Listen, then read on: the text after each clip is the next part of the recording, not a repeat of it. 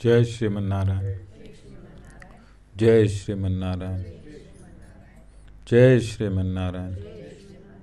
I pay my obeisances to my spiritual master, Srimad Jagadguru Sudarshan Acharya Maharaj. I pay my obeisances to Lord Sri Ramanuj. I pay my obeisances to our Purva Acharyas. I pay my obeisances to our 12 Alvars. I pay my obeisances to Mother Lakshmi. And I pay my obeisances to Lord Sriman Narayan. I welcome all of you here physically at the Sri Narayan Dham in Durban, South Africa.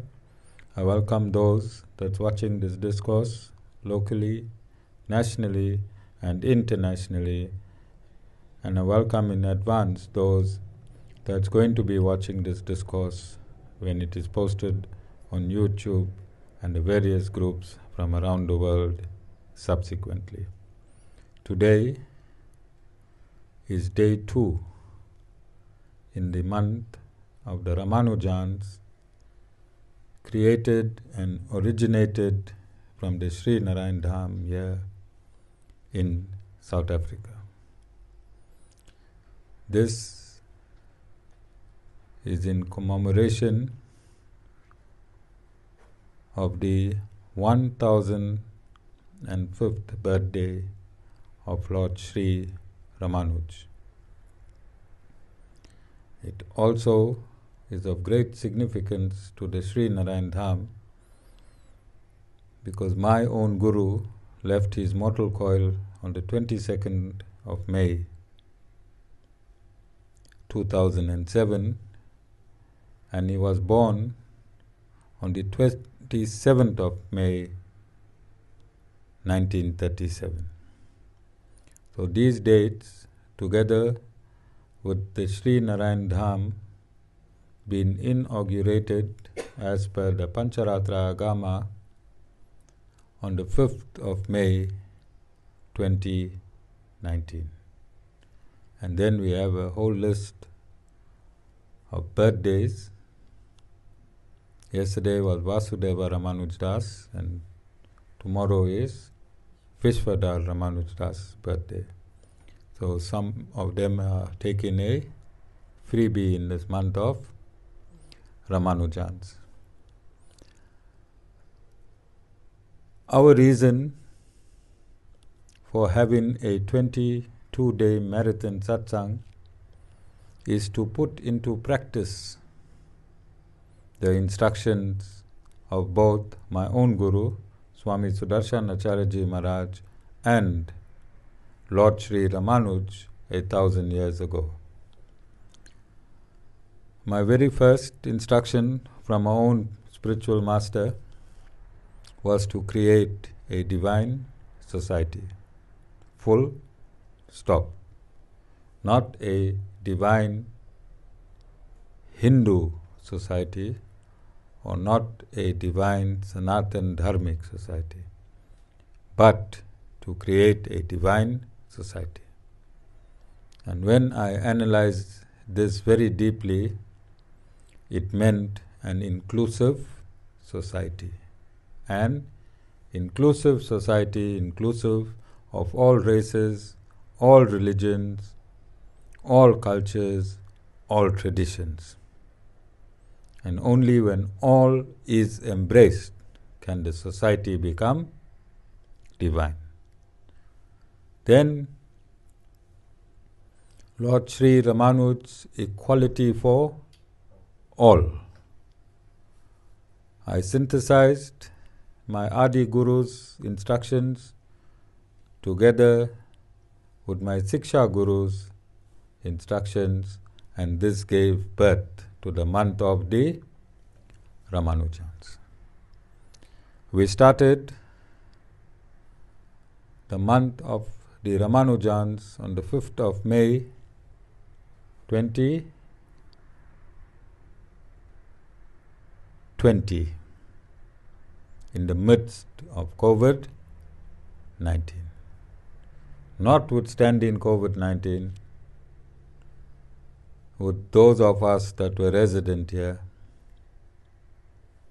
we started the month of the Ramanujans Today, 2 years later, we cannot measure the intensity of the growth of this month.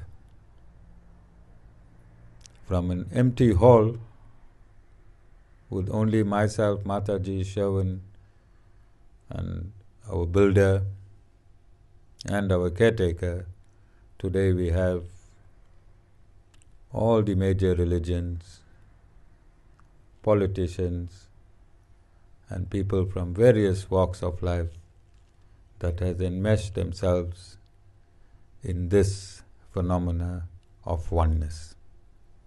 And on this basis, this month of the Ramanujans, starting from the 5th of May to the 27th of May 2022, I instructed Vishvadhar Ramanuj and Jessica Ramanuj to invite leaders from within Sanatan Dharma and from without Sanatan Dharma. And this is the world first, where people from all cultures and all religions will take a day and discuss their uniqueness in our quest for oneness. And at this point, I would like Vishvadhar Ramanuj to introduce our guest for tonight, Pravesh Bhai.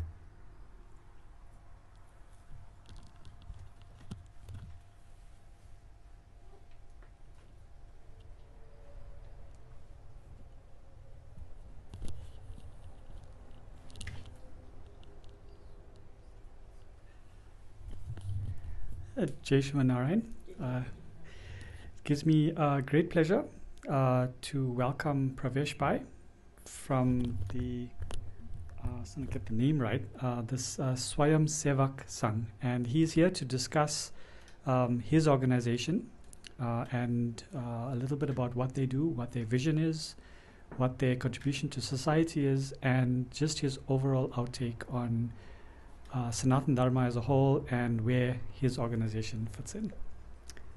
I hand it over to you.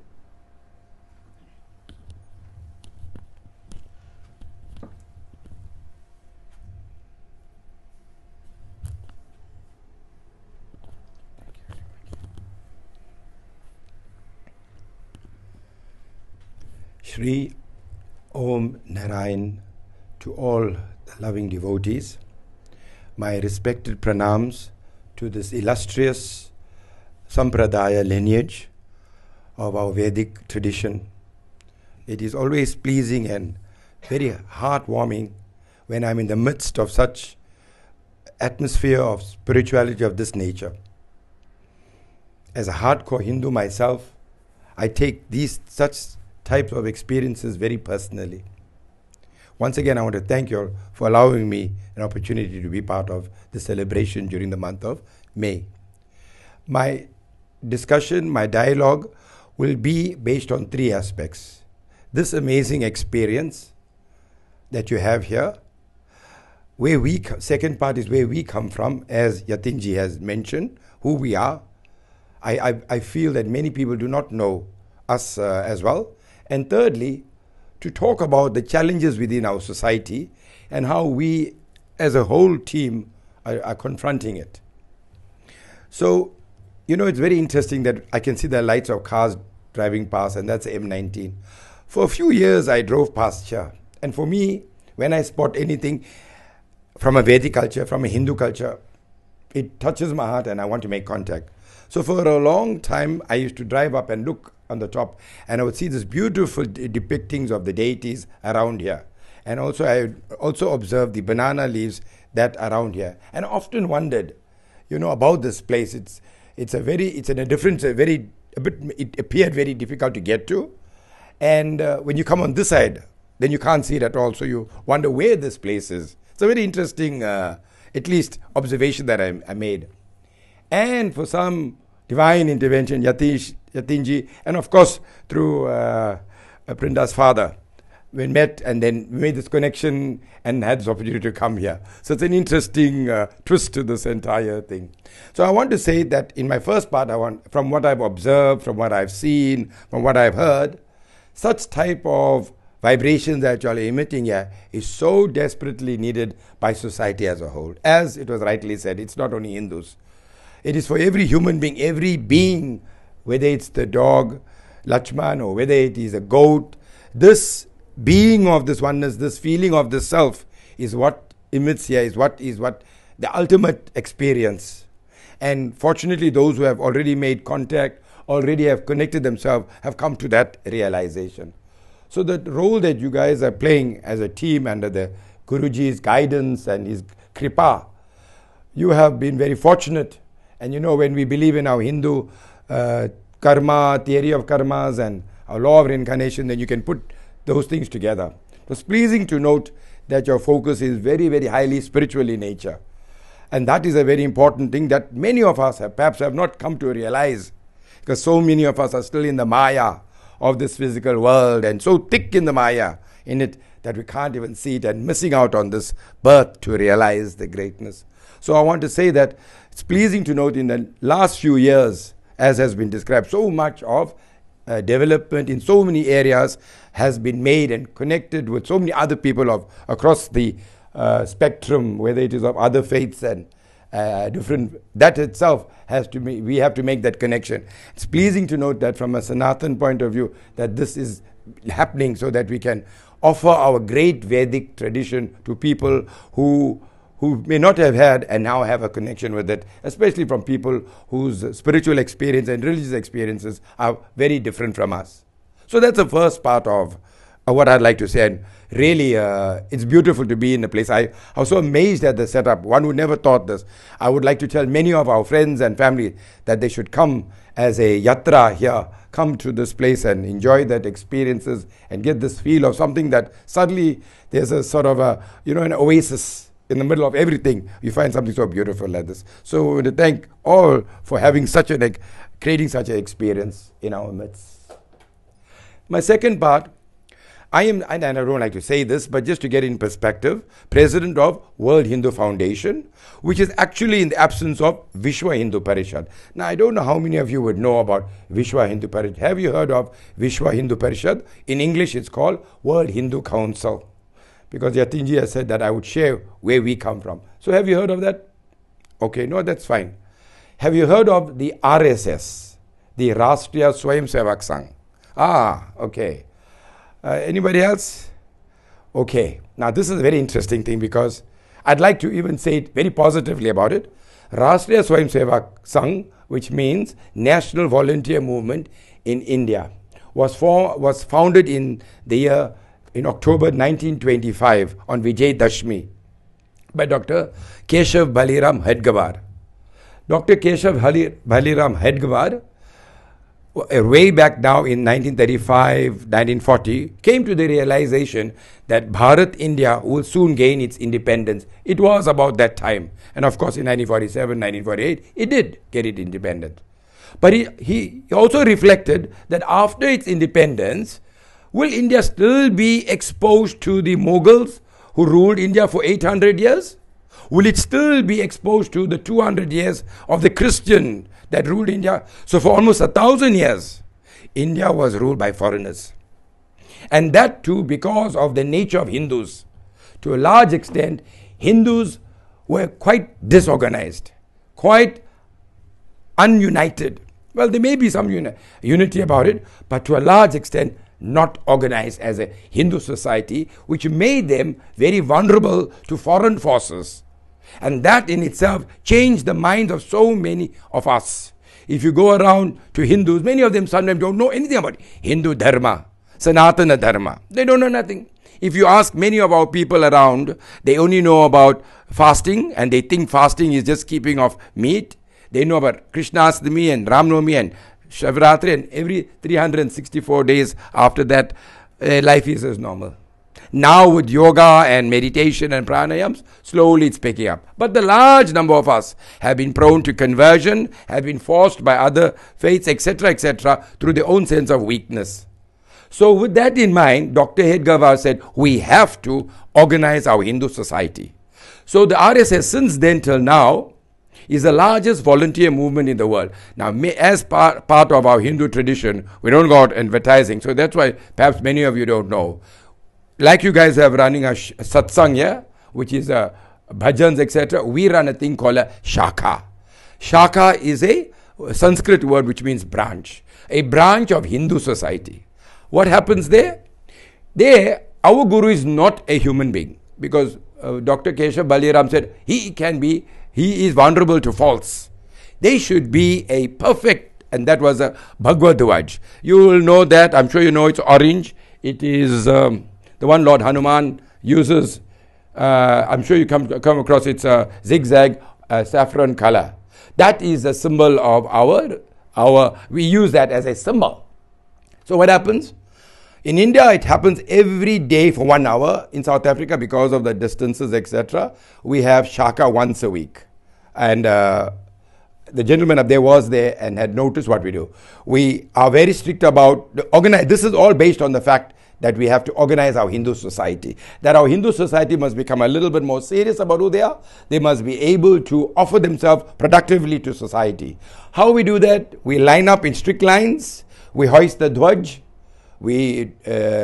After that, we start doing activities for 1 hour that involves emotional games, social activities, physical activities, psychological activities, and all other areas that build the human being, that transform the human being. That means we are actually a character building, personality development organization. And over the years, well, as I said in Bharat, many people have come out of this. So it's not a religious organization. It is a social, cultural organization that produces Hindu karyakartas. That means Hindu workers to go out and do Hindu work. Now from there, people go out into different fields, and I have come out into the religious spiritual field of Vishwa Hindu Parishad, who focuses now on the religious areas of Hindus, etc. And we have been in South Africa since 1997. That was the World, you may have heard of the World Hindu Conference in 1995. Well, nobody knew that the RSS had actually organized it, because I'll tell you why. I don't know if you know, but they think that we are very militant. They think that we are, just because we take the dand and wield it to create a sense of confidence of Hindus, they think we want to use that to attack anybody. Yes, we will attack if there's a need to, let's be honest. If there's a need to attack, we'll have to respond as in Bhagavad Gita. But for at least one thing we should do is to strengthen ourselves physically. I remember 25 ladies, we did the same thing in Mia Bank at that Vunti hall. It was amazing to see Hindu women in saris, all of them wielding, feeling completely overwhelmed that the fact that something like a stick can help them. So I'm just saying, it is perceived that, but we would like to stand up as proud, strong Hindus. And let's be clear about what is a Hindu, because people think only Hindi-speaking people are Hindus. How unfortunate that we divided ourselves with Tamil, Telugu and Hindi. Even the Sikhs are considered part of the Hindu society together with the Jains and Buddhists, because they follow similar principles of Vedic tradition. So keeping that in mind, RSS, well, it is known in India, but in all over the world, in over 50 countries, it's known as Hindu Swayam Sevak Sangh. Hindu we all know now. Swayam Sevak is a self-inspired volunteer. He has come up to offer himself to the Hindu society, to work for the Hindu society. Sangha is a union of it. So that's what we have in South Africa. Our head is Amitji Singh, who is based in Johannesburg. And we have people in Cape Town, in Durban and Tongaat and all of them. And our headquarters is in Cape Town, Phoenix, sorry. And our Hindu Pracharak, our RSS Pracharak is Sandeep Jay, who is based in Phoenix. So we have daily, weekly shakas, and we have our Hindu training camps at the Sai retreat, where close to about 35 to 50 youngsters are trained over a 1 week, a seven-day period, and they go through from morning right till the entire day, right till 11 o'clock at night, constantly involved in various activities. And we see over a period of time that these youngsters, both males and females, have a sense of positive development, more respect for their families, helping themselves to offer themselves more to to the society. One thing we have stressed on, that they should help whoever they come across, whoever needs it. But we want to start with the Hindu society. We want to strengthen the Hindu society. We don't want a lot of superstitious, ritualistic, dogmatic Hindus who keep on telling us things like, and now I'm moving to the third part of our speech is, my grandfather did it like this, therefore we are doing it. My grandmother did it, therefore we are doing it. We don't want those kind of things. You know, I use a simple example, and I was telling Swami Vedanand Saraswati, the spiritual head of the Arya Samaj and who's part of the Sannyasi Council. I said, one of the things that we follow so dogmatically is when the Havan is over, we take the kus and the Pandit will tell you, wipe like this, and we so religiously wipe like that, thinking that that is a ritual act to put in the fire. But all it's doing is to clear up the container so you can put that. I don't want to tell you about the cat story. Shall I tell you about the cat story? You know, I'm saying this because of the condition, and that's my third part of my talk. You know, there was a story about having the katha, and a man had a cat. And the cat would jump around, and of course disturb the katha. And you know, sometimes these kathas go on for 5 to 7 hours, and sometimes our people don't even understand what they are saying, but they carry on very slavishly. Then he should take the cat and he should tie the cat. And they carried on living there. The youngster, like Nilesh, grew up with the family. Poor father died, carried on with the rituals. Cat died too. What do you think Nilesh did when he was going to have katha? He went and bought a cat. And he tied the cat. Yeah. You're looking a bit. He tied the cat because before he could do the katha, he went and bought a cat, then tied the cat. Can you see how our minds have started to work? How when we live in a society, with whatever hits us all around, how it influences us in so many ways, so many psychological ways, we don't even know that. That we become so narrow-minded that we think this is the only way and there's no other way to heaven, that you have to follow this particular person to get to heaven, that these are the strict rules that you have to follow. No, we are lucky that within our Hindu organization, there are many topics we are discussing. Gender-based violence, sexuality is a very important part that I myself speak to our youngsters, because in many Hindu organizations, and I don't know about the others, the different types of sexuality is not discussed. Our poor youngsters are growing out of there with fear, or sometimes lopsidedness. I feel that when we engage on such sensitive topics, parents themselves become a little bit more educated, sensitized, and approach this. And there are so many other social evils. I do not believe there's anything wrong with alcohol itself on a bottle. But what do some of our people do? Make sure they finish that alcohol. They drop till they drop. That's a culture that we've learned. Yeah. That's the culture. And if you look at other people, they can have that tot for the whole 5 hours with cheese. Some people can do that. Can you see what I'm trying to say? When are we going to think out of the box and think differently? That is what our Sangha is all about. Let us think differently. Let's break this mold that we have of following certain things in a particular way, in such a way that we become so used, and then we create this society. So I want to move towards the whole entire idea about spirituality, which perhaps can add a lot of value to where we are at this point in time. And in fact, I think it's so interesting that I think in 2020 certain dates were given that certain things launched. It's very important because with this pandemic, many people are into deep depression. So many people are in such psychological dilemma. Can you imagine those people who lost family members suddenly like that? Unbelievable this has hit us. And that sometimes the father and the mother is missing. And now what happens? They're like almost in a doldrum. This is where I think places like yourselves and our Hindu sense of spirituality can fill that void. Yes, they are needing oxygen, they are needing food, they are needing hamper, they are needing all that. But the other part that, as Swamiji has said, that they need is to get this reassurance that their own self, they cannot lose themselves in this.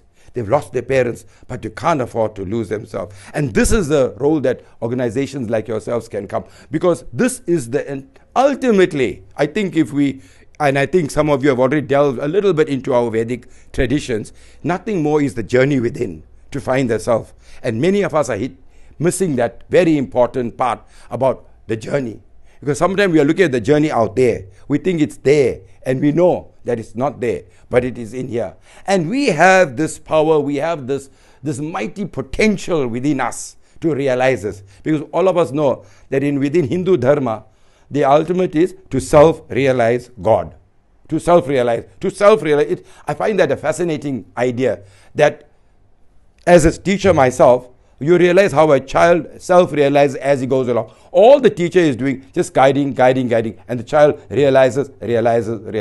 Take it at an adult level, and you discover that, hey, if I constantly contemplate, I realize I've made a lot of mistakes. I can reorganize my route.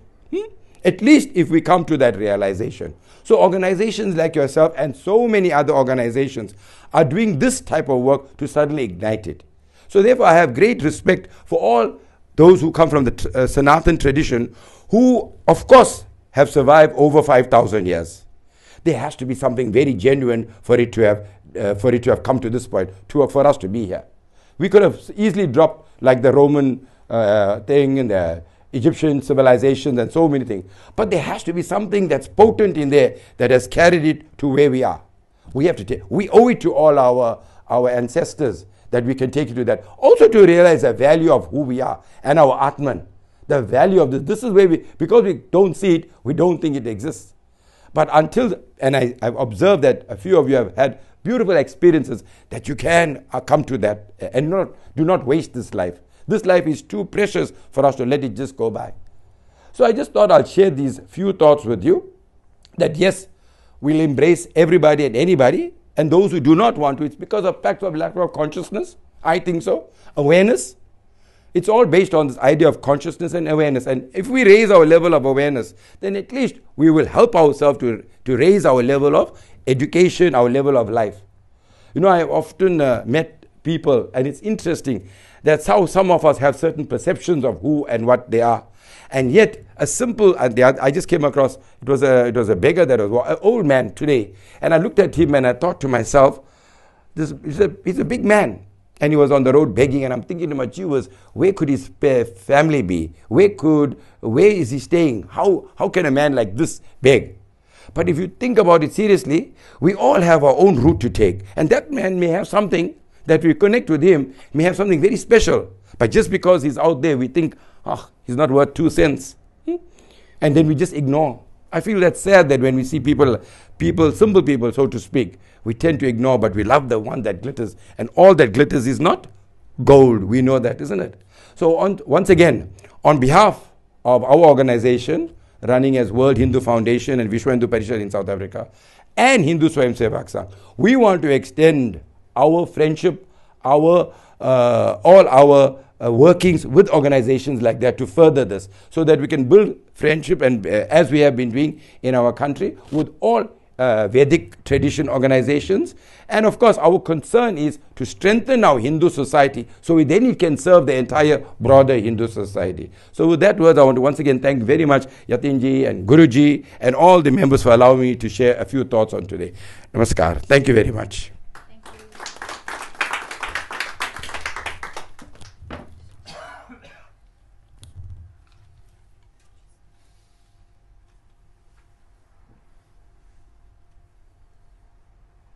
Thank you, Pravesh Bhai. Just to conclude, had it not been for the RSS, Bharat today, 2022, would have been in the pre-Buddhist darkness.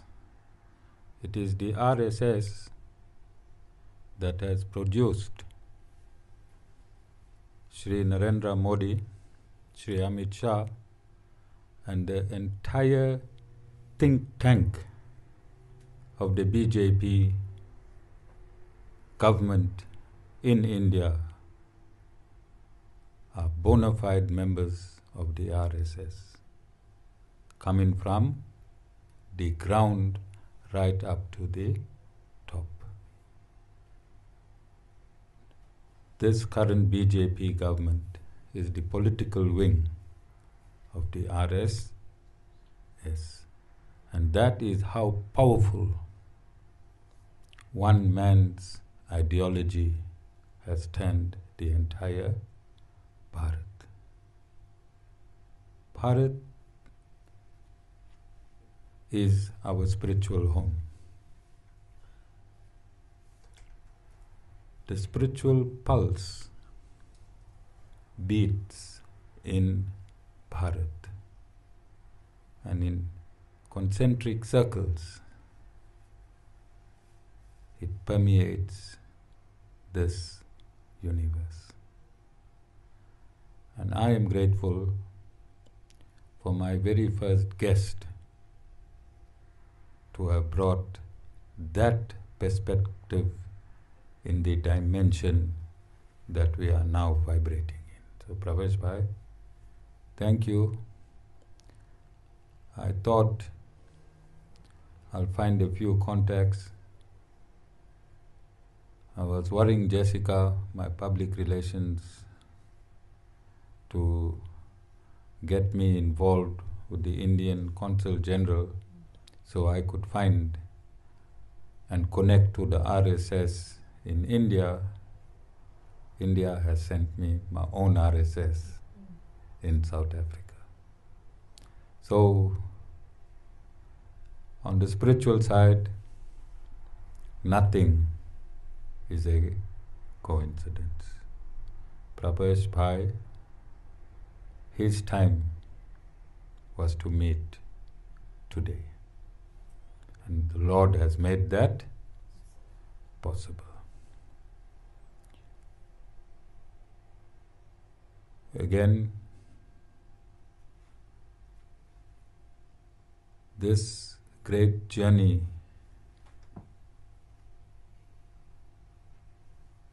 is going to change the spiritual dimensions, starting from South Africa back to Bharat. South Africa had the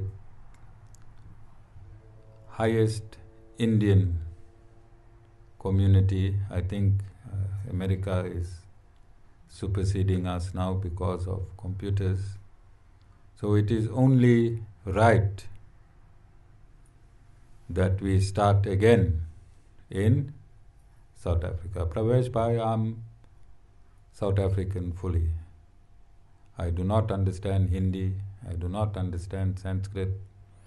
I am a realized soul. Vedic knowledge streams through me like this live streaming that we are doing around the world. Vedic knowledge streams through me, and I use that knowledge to guide my flock. This knowledge is absolute, and we state, Pravesh Bhai, that we don't want to be a complicated organization where 2xy plus 3b minus 5c is equal to dash dash dash. We just want to be a simple organization. 1 plus 1 must give you 2. And with this simplicity, we have taken many challenges. I believe in my previous life, I myself must have been an RSS commander. I waste no time, Pravesh Bhai. Go on TikTok and see what I'm doing there. Anybody touch Sanatan Dharma, I'm bashing their skulls with the Vedas.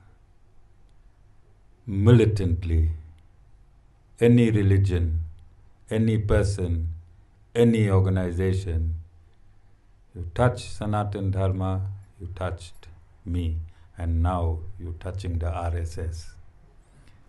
So we, although we are embracing oneness, simultaneously we are debunking all the myths about Sanatan Dharma. And when people call our beautiful deities demons, we show our God to them. So we involved in courts, we make these people apologize publicly. Wherever they made that accusation, we make them go back there and apologize or else. So we are in your consciousness. We are protecting our Dharma. But we go in a little further because we are spiritual based. And we are showing that outside the carcass of this material body, there is only one type of soul. And this one type of soul that exists in you, me, every race, every culture, every tradition, in an atheist, animal, plant, 8.4 million species, every soul is identical. So on that end, this type of interaction, we're going to become a very cohesive society. I hope my disciples continue to embrace you, Pravesh Bhai, so that we marry into each other's ideologies, because Sanatan Dharma can marry Christianity, can marry Islam, can marry every religion and still be Sanatan Dharma. There is nothing on this planet Earth, or may I say in this universe, that is not Sanatan Dharma. Jai Sri Narayan.